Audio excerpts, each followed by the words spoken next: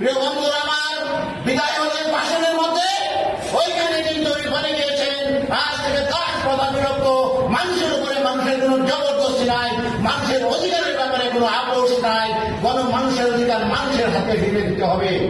প্রাণকেন্দ্রের সময় রোম নামে একটি সূরা নাযিল হয়েছিল, রোমানদেরকে নিয়ে একটি সূরা নাযিল হয়েছিল, তাদের বিলাসিতার জীবনের কথা উল্লেখ করা হয়েছিল।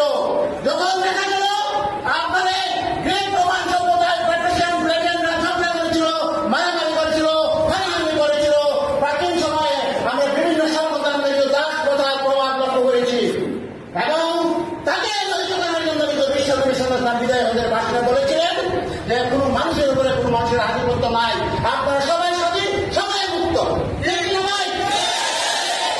আমি বলবো যে তখন বিশ্বকবি এই ঘোষণা দিয়েছিলেন, পরবর্তী পর্যায়ে আমরা লক্ষ্য করেছি আপনার স্প্যানিশরা ইকুদাসের জন্য, আপনার অ্যাংলিকানরা চুরাকাশের জন্য এবং শিল্প বিপ্লবের পর পৃথিবীর বিভিন্ন দেশে যখন শ্রমিকদের টাকার প্রয়োজন হয়েছে তারা কিন্তু নতুন করে এই শ্রম সন্ত্রাস চালু করেছে। আর এই শ্রম সন্ত্রাসের বলি কারা হয়েছে?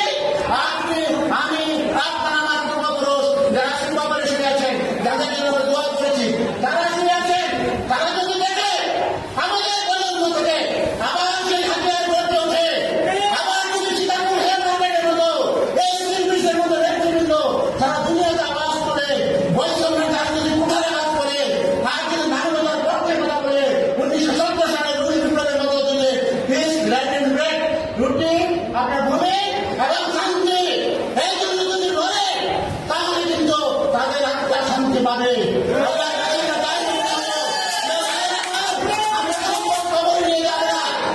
আমরা সম্পদ কবর নিয়ে যাব না, মানুষের মধ্যে একটি সময় বর্তন যায়, আমাদের চাহিদা করতে হবে। কিন্তু এরপরে আটলান্টিক চুক্তির মাধ্যমে কিন্তু দাসত্ব আবার পৃথিবীতে ফিরে এসেছে বিভিন্ন আঙ্গিকে।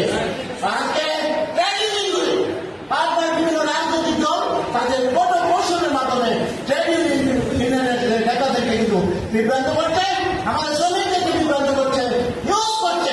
আমরা ইউজ হইতে চাই, ব্যবহার করতে চাই, আমরা স্বাধীন, আমরা মুক্ত। সেই জন্য বিপ্লবী একবার বলেছিলেন, you are only going to kill a man but you are unable to kill the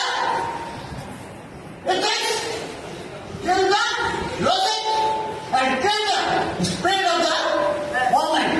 আন্দোলনের চেতনাকে দমন করা যায় না। প্রিয় বন্ধুরা আমার, 1939 সালে আমাদের কিন্তু ভারতবর্ষে কিন্তু শ্রমিক আন্দোলনের চলেছিল এবং 1857 সালে তারা দেখতেন, শুধু অবাক হবেন, এই বর্তমানের নেতৃত্ব ছিল না, জার্মান নেতৃত্ব মার্কিন যুক্তরাষ্ট্রে সুস্থ কাজ করতে গিয়ে উনি কিন্তু আন্দোলনটা সারা পৃথিবীকে জানিয়ে দিয়েছিলেন।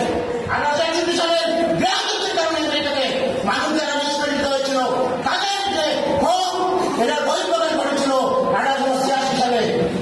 অনেক নেতা গুম হয়েছে, অনেকের ফাঁসি হয়েছে, মানুষের অধিকার প্রতিষ্ঠিত হয় নাই। পরবর্তী পর্যায়ে লেবার কনভেনশন হয়েছে 1919 সালে, যে আপনার বাসায় যুক্তির আলোকে আপনার জেনেভাতে যে লেবার কনভেনশন হয়েছে। আগে কিন্তু উর্দু শ্রেণী এবং সারা বিশ্বের লুটেরা শ্রেণী সারা দুনিয়ার মানুষের সম্পদ আইটি সেক্টরের নামে বিভিন্নভাবে তারা কুক্ষিত তারা দিচ্ছে। আজ আমরা খেতে পাই না, আমরা পেটে পাথর বাঁধি কেন? নতুন প্রজন্মের কাছে আমাদের কি জবাব দিতে হবে? হ্যাঁ, জবাব দিতে আমরা দিতে পারবো। আমরা সেই প্ল্যাটফর্ম করে দিয়ে যাবো, যে প্ল্যাটফর্মে দাঁড়িয়ে আপনারা এগিয়ে যাবেন, আপনাদের সন্তান লেগে যাবে, আপনার আমার সন্তান লেগে যাবে। সেটাই হবে আগামী দিনের আমাদের পথ চলা। আজকে কিন্তু উপরতলার মানুষ গাছতলার মানুষকে শোষণ করছে।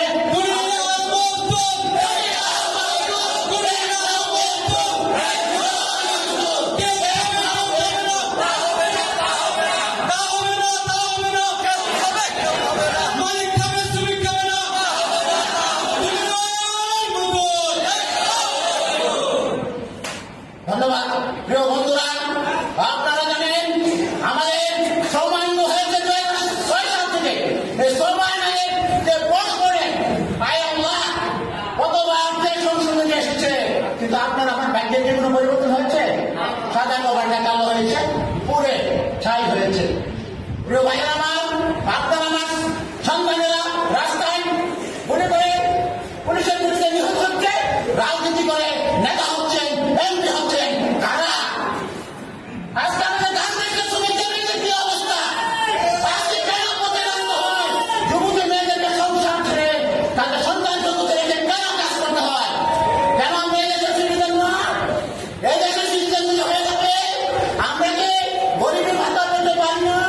আমেরিকা গভর্নমেন্ট সুযোগ সুবিধার কথা বলেন, হিউম্যান রাইটস ডিক্লারেশন 1948 ওইটার মধ্যে কি নাই? আমাদের সংবিধানে কি নাই? কাগজে তো ছবি আছে, আসলে তো কিছুই নাই। তা আছে নাকি? প্রিয় বন্ধুরা আমার, কেই আছে না? সে আছে না খুঁজে বের করার দায়িত্ব ইলেকট্রিক প্রতি, আপনাদের প্রতি।